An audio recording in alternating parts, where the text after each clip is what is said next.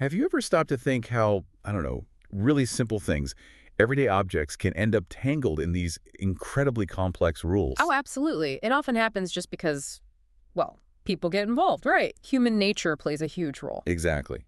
And today, we're going deep into a fascinating ancient example of just that. Mm. We're looking at how monastic rules evolved around something as basic as, believe it or not, a bowl. Mm-hmm. Our source is this really interesting piece from a Buddhist text, Nissaggiya 22. Right. So our mission here is to kind of unpack how this fundamental need, having a bowl, led to this whole intricate system of regulations.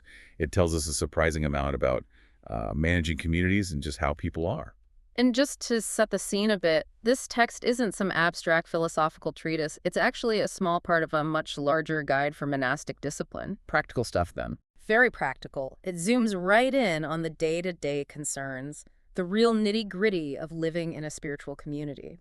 It shows how the spiritual life and just everyday problems were deeply connected. They needed real solutions for real issues. Okay, let's start at the beginning then. Where does this whole bowl story kick off? It starts in Kapilavatthu at a place called the Nigrodharama, and there was this local potter, apparently quite generous. Oh, yeah. What did he do? Well, he offered to supply bowls to the monks, whenever they needed one. That sounds like a really kind gesture, a straightforward act of charity. It does, on the surface. But what's really interesting is how quickly a problem popped up because of it. A problem with free bowls. Yeah. The monks, maybe not really thinking about the potter's capacity, or maybe just, wanting extras, started asking for loads of them.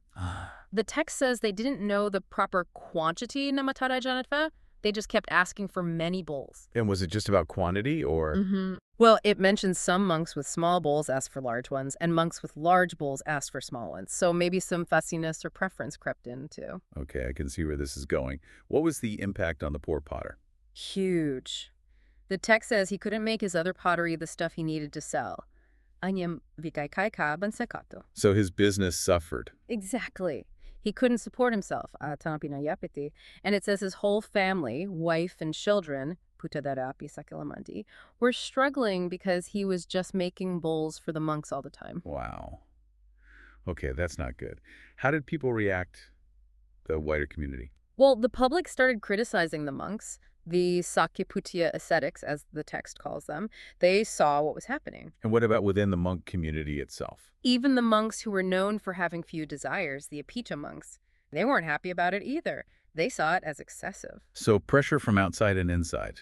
This must have reached the Buddha. What was the initial response?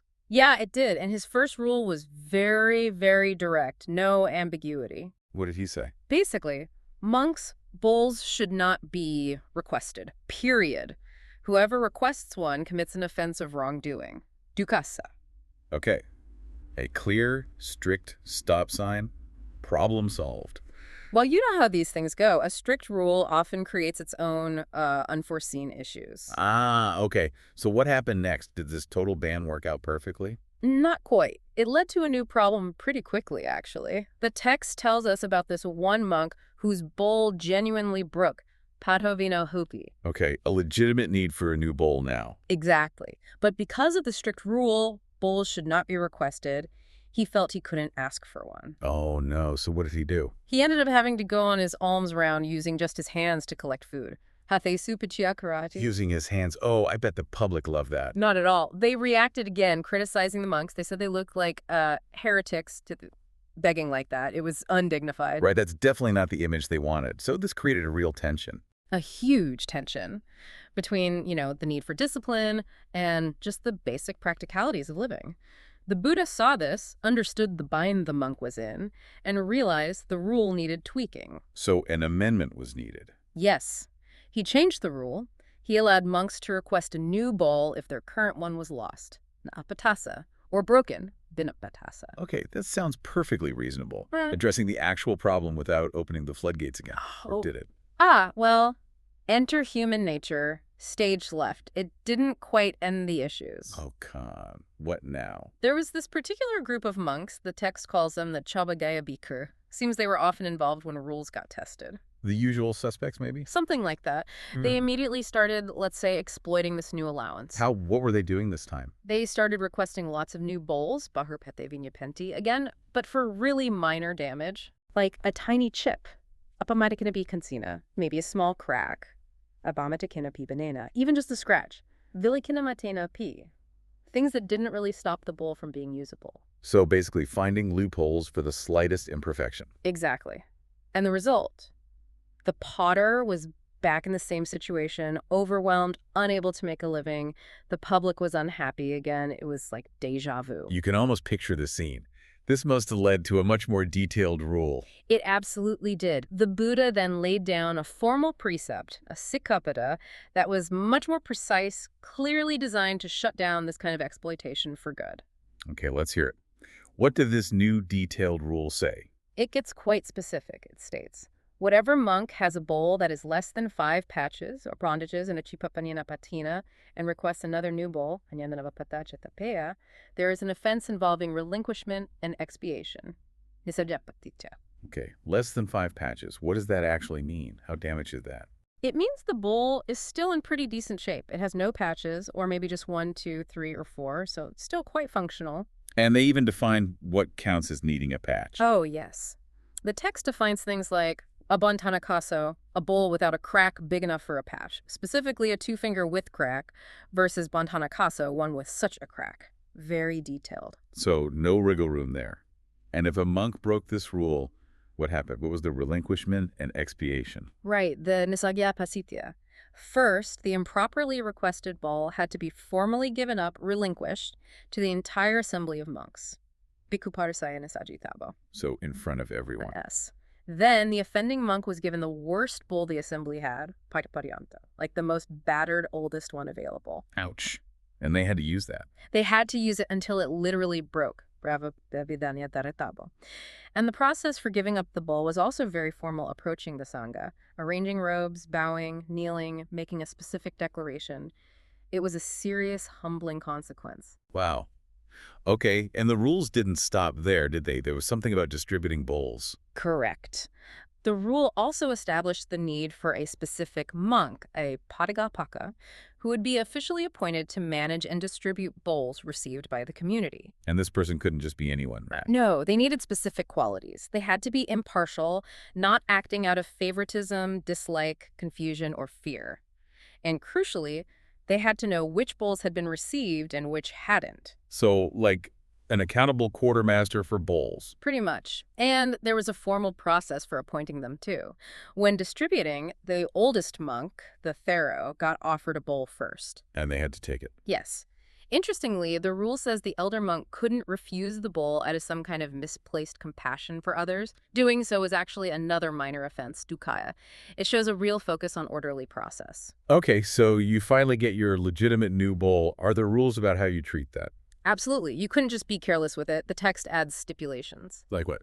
Like not putting the bowl down carelessly in an unsuitable place, not eating from it sloppily, not disposing of it improperly so it gets lost or broken, doing any of that.